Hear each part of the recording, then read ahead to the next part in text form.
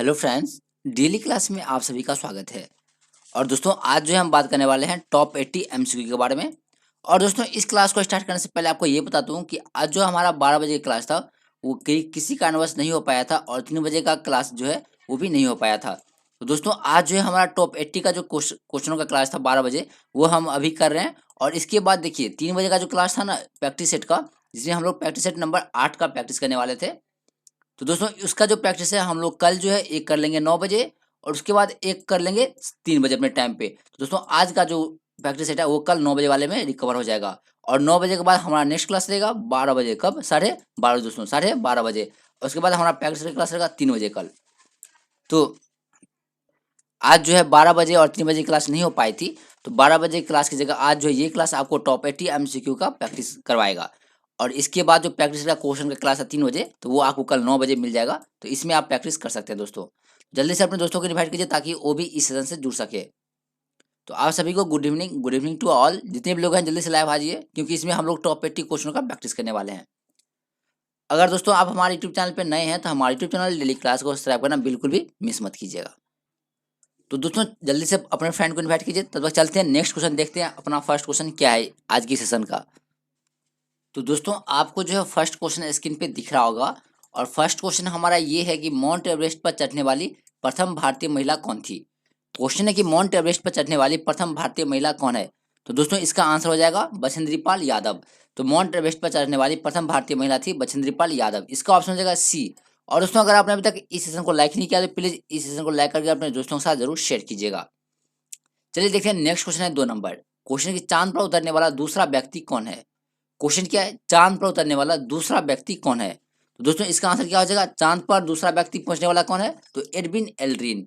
तो इसका सही आंसर हो जाएगा बी। बी जो है दोस्तों इसका सही आंसर होगा। चांद पर उतरने वाला दूसरा व्यक्ति था एडविन एल्ड्रिन। और दोस्तों आपको कमेंट करके बताना कि चांद पर उतरने वाला प्रथम व्यक्ति कौन था। और दोस्तों प्रथम व्यक्ति का नाम जो है आपको इस ऑप्शन में भी दिया गया है, तो आपको जल्दी से कमेंट करना है और बताना है कि चांद पर उतरने वाला प्रथम व्यक्ति कौन था। चलते हुए देखते हैं नेक्स्ट क्वेश्चन क्या है। भारत का फ्लाइंग सिख किसे कहा जाता है। क्वेश्चन है भारत का फ्लाइंग सिख जो है निम्नलिखित में से किसे कहा जाता है। तो दोस्तों मिल्खा सिंह को। तो मिल्खा सिंह को भारत का फ्लाइंग सिख कहा जाता है। इसका ऑप्शन हो जाएगा बी। चलिए बात करते हैं 4 नंबर क्वेश्चन की। देखिए क्वेश्चन क्या है।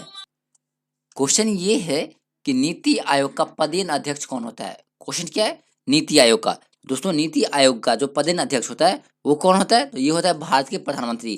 तो भारत के प्रधानमंत्री जो है वो नीति आयोग के अध्यक्ष होते हैं। इसका ऑप्शन हो जाएगा बी। बी जो है इसका सही ऑप्शन होगा।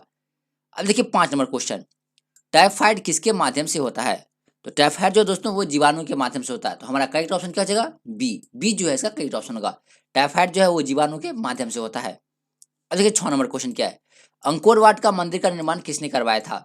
दोस्तों अंकोर वाट के मंदिर जो है उसका निर्माण किसने करवाया था, तो इसका निर्माण करवाने वाले थे सूर्यवर्मन द्वितीय।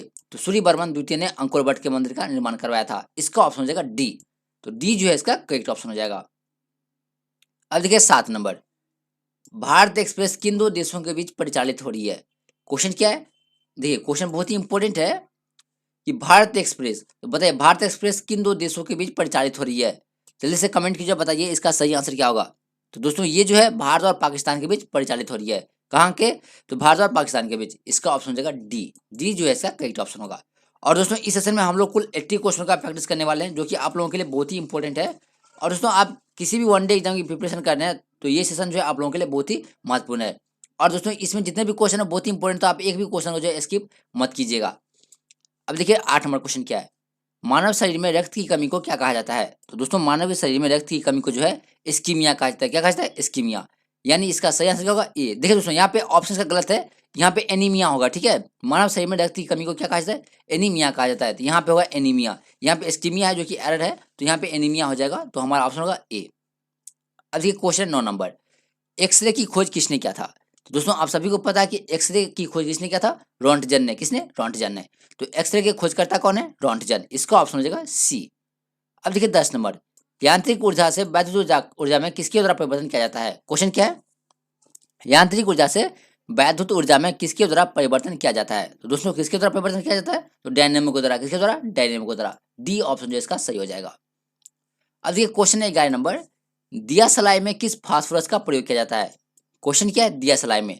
तो दोस्तों दिया सलाई में जो है किस फास्फोरस का प्रयोग होता है, तो इसमें जो है ना वो लाल फास्फोरस का यूज किया जाता है। किसका? लाल फास्फोरस का।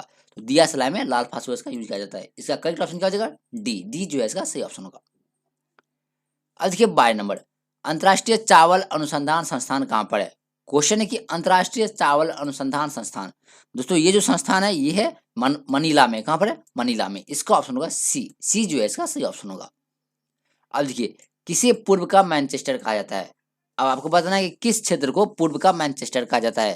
तो दोस्तों पूर्व का जो मैनचेस्टर है वो है अहमदाबाद। कौन सा है? अहमदाबाद। अहमदाबाद को जो है पूर्व का मैनचेस्टर कहा जाता है।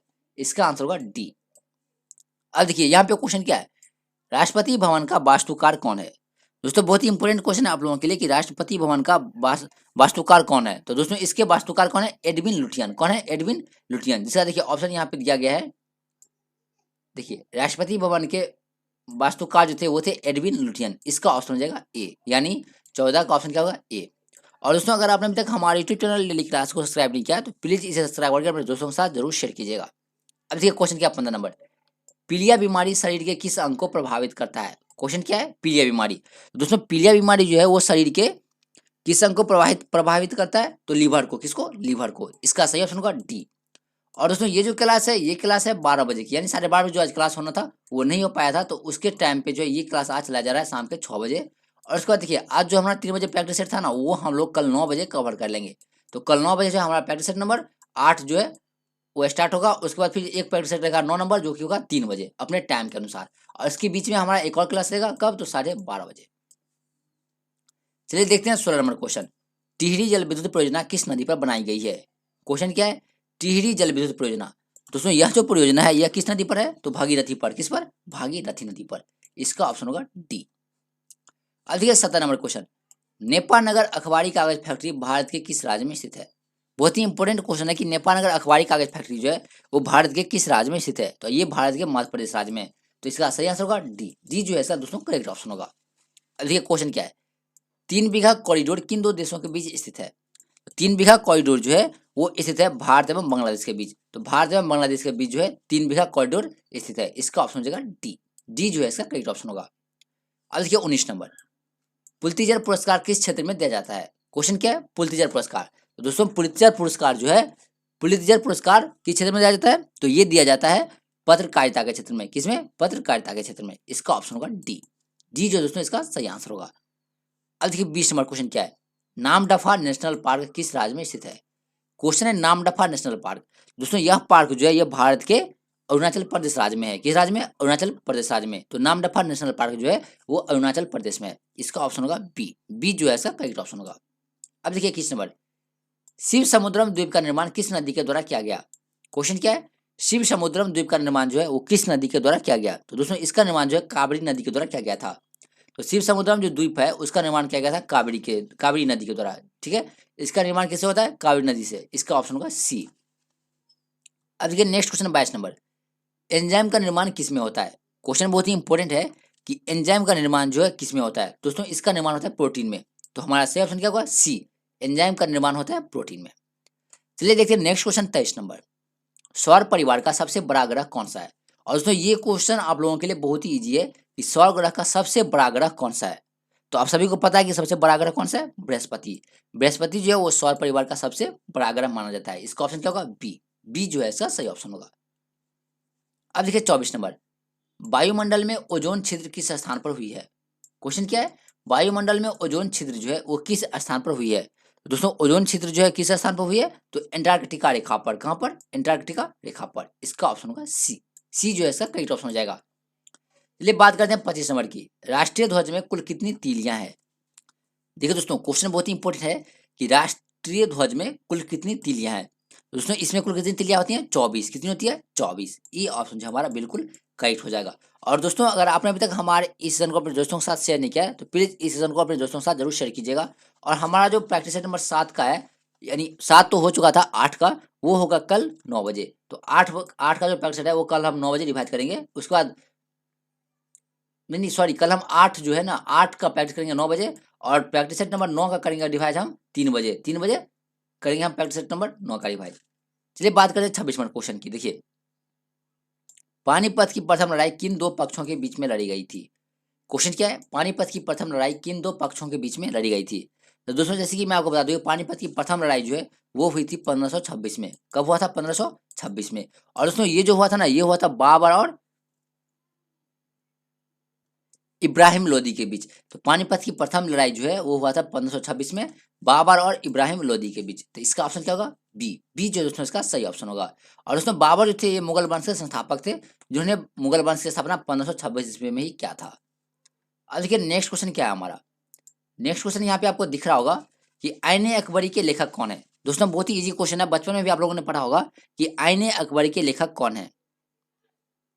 तो दोस्तों इसके जो लेखक है वो है अबुल फजल। कौन है? अबुल फजल। और ये किसके दरबारी थे? तो अकबर के। और आईने अकबरी पुस्तक के लेखक है अबुल फजल। अब देखिए क्वेश्चन क्या है, 28 नंबर क्वेश्चन ये है कि लोकहितवादी के नाम से किसे जाना जाता है। क्वेश्चन है कि लोकहितवादी। तो दोस्तों लोकहितवादी के नाम से जो है जाने जाने वाला है गोपाल हरि देशमुख। तो इनको जो है लोकहितवादी के नाम से जाना जाता है। इसका ऑप्शन क्या होगा? बी।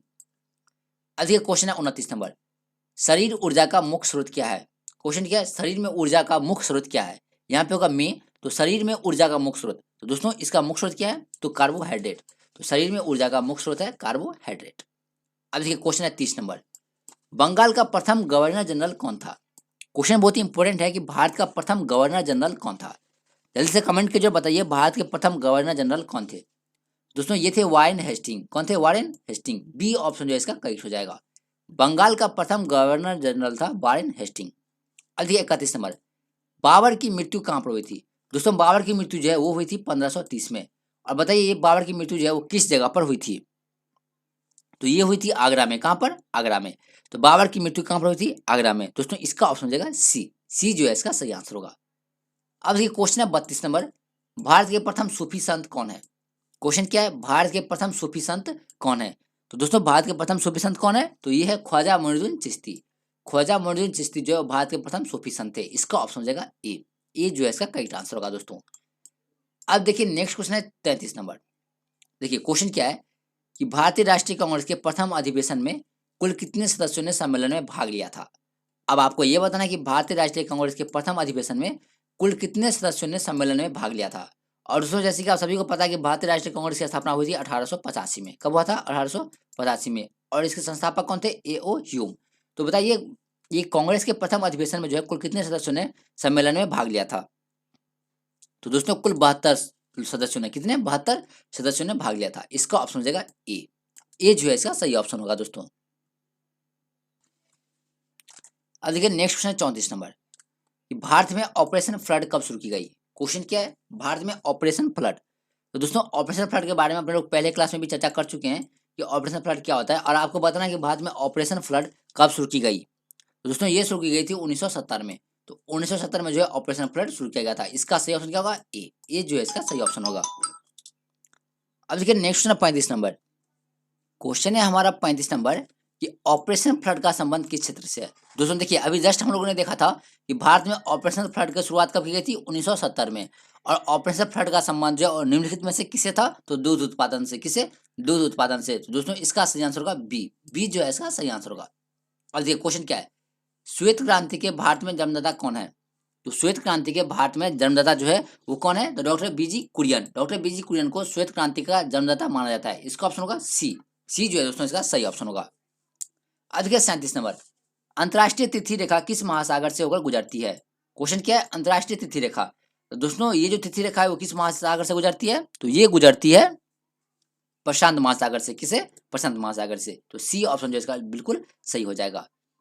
अब देखिए क्वेश्चन है 38 नंबर, किसे शरीर का रक्षक कहा जाता है। क्वेश्चन क्या है, निम्नलिखित में से किसे शरीर का रक्षक कहा जाता है। तो दोस्तों शरीर का रक्षक जो है वो किसे कहा जाता है। तो ये कहा जाता है WBC को। किसे?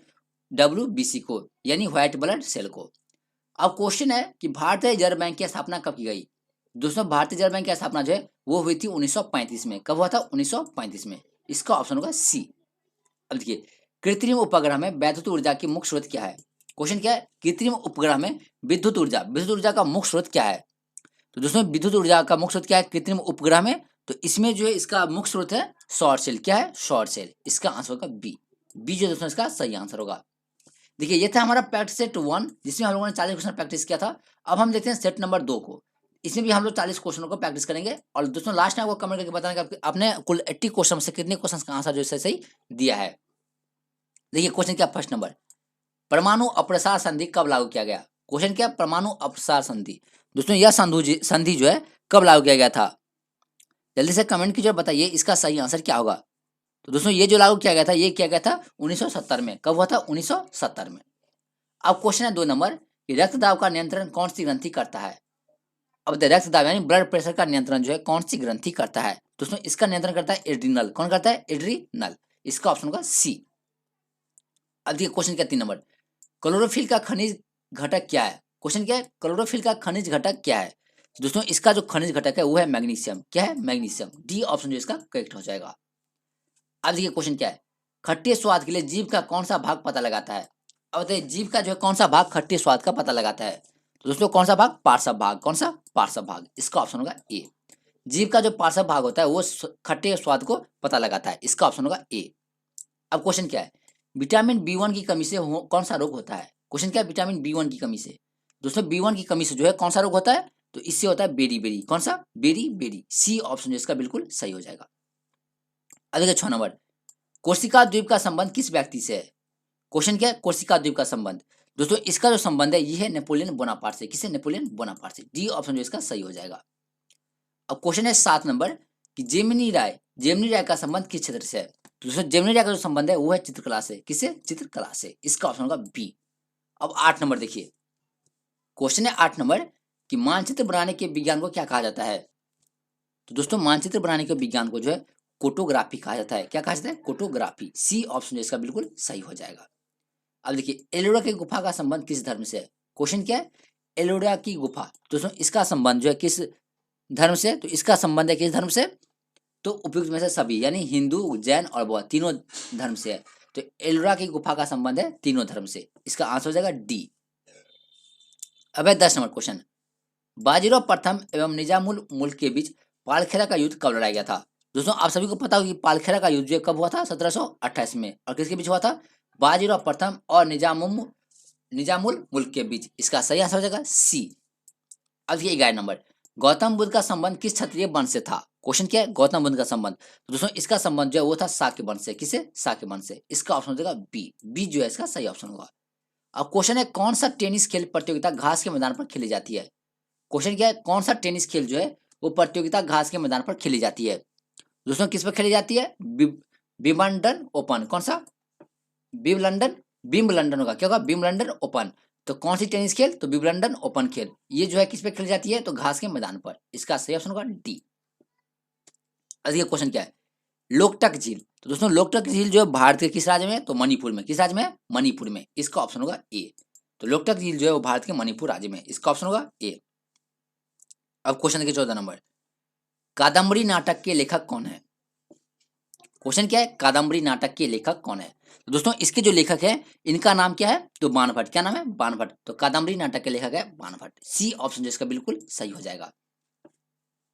अब देखिए 15 नंबर क्वेश्चन, भिलाई इस्पात संयंत्र का निर्माण किसकी सहायता से की गई थी? तो दोस्तों भिलाई इस्पात संयंत्र का निर्माण, तो दोस्तों इसका जो निर्माण है वो किसके द्वारा किया गया था? तो इसका निर्माण किया गया था किसके द्वारा? देखिए यहाँ पे ऑप्शन दिया है, क्या गया? सोवियत संघ के द्वारा। किसके द्वारा? सोवियत संघ के द्वारा। इसका ऑप्शन हो जाएगा डी। अब देखिए नेक्स्ट क्वेश्चन है हमारा यहाँ पे 16 नंबर कि श्वेत कोयला किसे कहा जाता है? तो दोस्तों श्वेत कोयला जो किसे कहा जाता है? ये कहा जाता है जल विद्युत को। किसे कहा जाता है? जल विद्युत को। इसका ऑप्शन हो जाएगा बी। बी जो है इसका करेक्ट ऑप्शन होगा। अब देखिए 17 नंबर, उच्चतम न्यायालय कितने प्रकार की रीट जारी करता है? उच्चतम न्यायालय यानी सुप्रीम कोर्ट। तो बताइए सुप्रीम कोर्ट जो कितने प्रकार की रीट जारी करता है? तो ये जो है कितने प्रकार की जारी करता है? 5 प्रकार के। कितने प्रकार के? 5 प्रकार के। इसका ऑप्शन होगा डी। डी जो है इसका सही ऑप्शन होगा। अब देखिए 18 नंबर क्वेश्चन है। 18 नंबर देखिए क्वेश्चन है कि अंतर्राष्ट्रीय पुनर्निर्माण तथा विकास बैंक का दूसरा नाम क्या है? अंतर्राष्ट्रीय पुनर्निर्माण तथा विकास बैंक का दूसरा नाम क्या है? दोस्तों इसका दूसरा नाम है विश्व बैंक। क्या नाम है? विश्व बैंक। इसका सही ऑप्शन क्या हो जाएगा दोस्तों? बी। बी जो है इसका सही ऑप्शन होगा। चलिए बात करते हैं 19 नंबर क्वेश्चन का कि बुद्ध क्या है, वृद्धि के हिंदू दर की प्रतिपादक कौन है? देखिए बहुत ही अटपटा सा क्वेश्चन है कि वृद्धि के क्या है, वृद्धि के हिंदू दर के प्रतिपादक कौन है? अब बताइए इसका ऑप्शन क्या होगा? वृद्धि के हिंदू दर के प्रतिपादक कौन है? तो दोस्तों इसका प्रतिपादक कौन थे? तो इनके प्रतिपादक थे राजकृष्ण। कौन थे? राजकृष्ण। इसका ऑप्शन होगा ए। अब देखिए, संपत्ति का मौलिक अधिकार किस संविधान संशोधन के द्वारा समाप्त कर दिया गया। देखिए दोस्तों, संपत्ति का अधिकार जो है वो एक मौलिक अधिकार हुआ करता था, जिसे जो है किस संविधान संशोधन के द्वारा समाप्त कर दिया गया। तो दोस्तों, इसे जो समाप्त कर दिया गया था 44वां संविधान संशोधन के तहत। कौन सा? 44वां संविधान संशोधन के तहत जो है इसे समाप्त कर दिया गया। इसका ऑप्शन होगा सी। सी क्या होगा इसका सही ऑप्शन होगा। देखिए, क्वेश्चन है पक्षियों में कितने अंडाशय होता है। क्वेश्चन क्या है? पक्षियों में कितने अंडाशय होता है। दोस्तों, पक्षियों में जो है कुल कितने अंडाशय होते हैं? एक। कितने होते हैं? एक होते हैं। क्वेश्चन है निम्न में से कौन एक न्यूनतम तापक्रम पर द्रव में बदल जाती है। निम्न में से कौन एक न्यूनतम तापमान पर जो है द्रव में बदल जाती है। तो दोस्तों, इसका आंसर क्या हो जाएगा? इसका आंसर होगा O2। कौन सा? O2। तो कौन सा एक न्यूनतम तापमान पर द्रव में बदल जाता है? तो O2। अब क्वेश्चन क्या है 23 नंबर, नाभिकीय रिएक्टरों में किसका प्रयोग विबंधक के रूप में किया जाता है। दोस्तों, किसका प्रयोग किया जाता है? तो इसमें प्रयोग किया जाता है ग्रेफाइट का। किसका? ग्रेफाइट का। इसका ऑप्शन होगा सी। सी जो है इसका करेक्ट ऑप्शन होगा। देखिए, क्वेश्चन है 25 नंबर, एक वयस्क पुरुष में आरबीसी की सामान्य संख्या कितनी होती है। और इस क्वेश्चन का प्रश्न अपने लोग पहले भी कर चुके हैं कि एक वयस्क पुरुष में आरबीसी की सामान्य संख्या जो है वो कितनी होती है। तो दोस्तों, सामान्य संख्या कितनी होती है? 5 मिलियन। कितनी होती है? 5 मिलियन। तो मनुष्य में आरबीसी की संख्या होती है 5 मिलियन। इसका आंसर होगा सी। सी जो है इसका करेक्ट आंसर होगा। अब देखिए 26 नंबर क्वेश्चन क्या है, कोलकाता, मुंबई एवं मद्रास उच्च न्यायालय की स्थापना कब की गई। क्वेश्चन क्या है? कोलकाता, मुंबई और मद्रास उच्च न्यायालय यानी हाईकोर्ट की स्थापना जो है कब की गई थी। दोस्तों, इसकी स्थापना हुई थी 1862 में। कब हुआ था? 1862 में। डी ऑप्शन जो है इसका सही हो जाएगा। क्वेश्चन है 27 नंबर, सर्वप्रथम किस आंदोलन का प्रारंभ हुआ। क्वेश्चन क्या है? सबसे पहले जो है किस आंदोलन की शुरुआत हुई थी। दोस्तों, सबसे पहले जो किस आंदोलन की शुरुआत हुई थी? तो ब्रह्म समाज की। किसकी? ब्रह्म समाज की। इसका ऑप्शन होगा ए। ए जो है इसका सही ऑप्शन हो जाएगा। अब देखिए क्वेश्चन क्या है, किस विटामिन की कमी के कारण मनुष्य में प्रजनन क्षमता में कमी आती है। देखिए दोस्तों, बहुत ही इंपॉर्टेंट क्वेश्चन है और आपके एग्जाम के लेवल का है कि किस विटामिन की कमी के कारण मनुष्य में प्रजनन क्षमता में कमी आती है। तो दोस्तों, किस विटामिन की कमी से आता है? तो ये जो है दोस्तों किस विटामिन की कमी से होता है? जल्दी से कमेंट कीजिए, बताइए। यहाँ पे देखिए ऑप्शन दिया गया है, तो ये होता है विटामिन ई की कमी से। प्रजनन की क्षमता की कमी जो होती है वो होती है विटामिन ई की कमी से। तो बी ऑप्शन जो है इसका सही हो जाएगा। अब देखिए 29 नंबर क्वेश्चन क्या है, देखिए यहाँ पे कि बलतोरा हिमनद हिमालय की किस श्रेणी में स्थित है। क्वेश्चन क्या है? बलतोरा हिमनद। तो दोस्तों, ये जो है हिमालय के काराकोरम श्रेणी में स्थित है। कहां पर? काराकोरम श्रेणी पे। तो बलतोरा हिमनद जो है हिमालय के K2 श्रेणी यानी काराकोरम श्रेणी में स्थित है। इसका सही ऑप्शन क्या होगा? डी। अब क्वेश्चन के 30 नंबर, राज्य के नीति निर्देशक तत्व संविधान के किस भाग में स्थित है। तो राज्य के जो नीति निर्देशक तत्व है वो संविधान के किस भाग में स्थित है। तो दोस्तों, ये जो है भाग 4 में स्थित है। किसमें? 4 भाग में। और आप सभी को पता है कि हमारे संविधान में कुल कितने भाग होते हैं? तो 22 भाग होते हैं, जिसमें से चौथे भाग में जो है नीति निर्देशक तत्व को उल्लेख किया गया है। इसका ऑप्शन क्या होगा? सी। ये क्वेश्चन क्या 31 नंबर, बारूद नाइट्रेट किसका मिश्रण है। क्वेश्चन क्या है? बारूद नाइट्रेट। दोस्तों, बारूद नाइट्रेट जो है वो किसका मिश्रण है? तो सल्फर और चारकोल का। तो बारूद नाइट्रेट जो है वो मिश्रण है सल्फर और चारकोल का। अब देखिए 32 नंबर, ए रिवर सूत्र के लेखक कौन है। ए रिवर सूत्र क्या एक पुस्तक का नाम है और आपको बताना है कि इसके लेखक कौन है। दोस्तों, इसके लेखक कौन है? तो 32 का आंसर क्या हो जाएगा? गीता मेहता। क्या होगा? गीता मेहता। ए रिवर सूत्र के लेखक कौन है? गीता मेहता। आज के 33 नंबर क्वेश्चन क्या है, इंदिरा गांधी राष्ट्रीय उड़ान अकादमी कहाँ पर स्थित है। तो इंदिरा गांधी राष्ट्रीय उड़ान यानी उड़ान अकादमी कहाँ पर स्थित है। दोस्तों, ये जो है कहाँ पर स्थित है? ये स्थित है रायबरेली में। कहाँ पर? रायबरेली में। तो इंदिरा गांधी राष्ट्रीय उड़ान अकादमी जो है वो है रायबरेली में। इसका ऑप्शन क्या होगा? सी। दोस्तों, सी ऑप्शन इसका करेक्ट हो जाएगा। और अगर आपने अभी तक हमारे इस सेशन को लाइक नहीं किया तो प्लीज इस सेशन को लाइक करके अपने दोस्तों के साथ जरूर शेयर कीजिएगा। दोस्तों, अगला क्वेश्चन है 34 नंबर, वायुमंडल में सबसे अधिक मात्रा में अक्रिय गैस कौन सी है। तो वायुमंडल में सबसे अधिक मात्रा में अक्रिय गैस जो कौन सी है? आर्गन। कौन सी है? Argon gas. तो दोस्तों, इसका आंसर हो जाएगा बी। बी जो है इसका सही आंसर होगा। अब देखिए 35 नंबर, चीनी यात्री फायान किसके दरबार में आया था। बहुत ही इंपॉर्टेंट क्वेश्चन है कि चीनी यात्री फायान जो थे वो निम्नलिखित में से किसके दरबार में आए थे। दोस्तों, ये जो आए थे चंद्रगुप्त द्वितीय विक्रमादित्य के दरबार में। किसके दरबार में? चंद्रगुप्त द्वितीय विक्रमादित्य के दरबार में आया था। कौन? चीनी यात्री फायान। अब देखिए 36 नंबर, भारतीय राष्ट्रीय कांग्रेस के प्रथम मुस्लिम अध्यक्ष किसे निर्वाचित किया गया था। देखिए, बहुत ही इंटरेस्टिंग क्वेश्चन है आप लोगों के लिए, बहुत ही इजी भी है कि भारतीय राष्ट्रीय कांग्रेस के प्रथम मुस्लिम अध्यक्ष किसे निर्वाचित किया गया था। तो दोस्तों, बदरुद्दीन तैयबजी को। किसे? बदरुद्दीन तैयबजी को जो है भारतीय राष्ट्रीय कांग्रेस के प्रथम मुस्लिम अध्यक्ष निर्वाचित किया गया था। इसका ऑप्शन क्या होगा? बी। बी जो है इसका करेक्ट आंसर होगा। चलिए दोस्तों देखते हैं नेक्स्ट क्वेश्चन 37 नंबर। भारतीय संविधान के किस अनुच्छेद में अस्पृश्यता का अंत किया गया है, यानी छुआछूत? बताइए, भारतीय संविधान के किस अनुच्छेद में अस्पृश्यता यानी छुआछूत का अनुच्छेद छुआछूत का जो है उल्लेख किया गया है? जल्दी से कमेंट कीजिए किस अनुच्छेद में उल्लेख किया गया है। तो दोस्तों इसका जो उल्लेख किया गया वो है अनुच्छेद 17 में। किसमें? अनुच्छेद 17 में। तो अस्पृश्यता यानी छुआछूत का जो है उल्लेख किया गया अनुच्छेद 17 में। इसका ऑप्शन होगा बी। बी जो है इसका करेक्ट आंसर हो जाएगा। अब देखिए 38 नंबर क्वेश्चन। भारतीय जनगणना का महाविभाजक काल किस जनगणना को माना जाता है? क्वेश्चन क्या है? भारतीय जनगणना का महाविभाजक काल किस जनगणना को माना जाता है? दोस्तों किस जनगणना को माना जाता है? तो ये माना जाता है किसे? 1921 जनगणना को। 1921 की जनगणना को जो है महाविभाजक काल माना जाता है। इसका ऑप्शन क्या होगा? ए। और देखिए 39 नंबर क्वेश्चन। अंडमान द्वीप समूह एवं निकोबार द्वीप समूह को कितना डिग्री चैनल अलग करती है? तो अंडमान द्वीप समूह और निकोबार द्वीप समूह को जो है कितना डिग्री चैनल अलग करता है? तो इसे अलग करता है 10 डिग्री चैनल। कौन सा? 10 डिग्री चैनल। तो दोस्तों ये था हमारा आज का लास्ट क्वेश्चन। और आज अपने लोगों ने कुल कितने क्वेश्चन का? तो 79 क्वेश्चन का जो है प्रैक्टिस किया। कितने क्वेश्चन का? 79 क्वेश्चन का। और आपको ये देखना है कि आपने 79 क्वेश्चन से कितने क्वेश्चन का आंसर जो है सही से दिया है। तो ये आपको कमेंट करके बताना है कि आपने कितने क्वेश्चन का आंसर जो है सही से दिया है। और दोस्तों अब जो हमारा नेक्स्ट क्लास होगा वो होगा कल 9 बजे। और अगर आप हमारे यूट्यूब चैनल पे नए हैं तो हमारे यूट्यूब चैनल डेली क्लास को सब्सक्राइब करना बिल्कुल भी मिस मत कीजिए दोस्तों। तो अब हम मिलेंगे कब? तो कल 9 बजे अपने टाइम के अनुसार। दोस्तों चलते हैं, मिलते हैं कब? कल 9 बजे।